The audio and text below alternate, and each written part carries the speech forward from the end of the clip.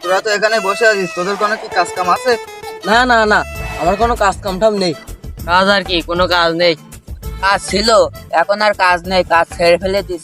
আমার আর কি কাজ, এই ফোন টিপা শেষ হইলে আমার কাজ শেষ। তোদের তো কোনো কাজ কাম নেই, চল আমার ধানের বইটা মেরে তুই আসি। ও রে, আমার তো মনেই ছিল না ওদিক বিচুলি কাটবে, আবার সে গরু কটা না খেয়েও থাকবে না। ও রে, আমার তো হাট বেলা শেষ হয়ে যাচ্ছে, আমার তো বাজার করতে হবে, মনেই নাই। হ্যালো আব্বা, আমি আসতেছি, তোমার কথা তো মনেই নেই আমার। ডালডি, কল দেওয়ার সময় পেলে না, আসতেছি আমি। একটু মাল খাবার লাইন করি। ও রে, আমার তো সে গরুর বিচুলি গালে কেটে তুই আইছি, এখন আর বিচুলি না কাটলেও হবে না। হ্যালো আব্বা, পরে আসলে হবে না, তা আগে তো বলবা না, তাহলে আমি পরে আসতেছি।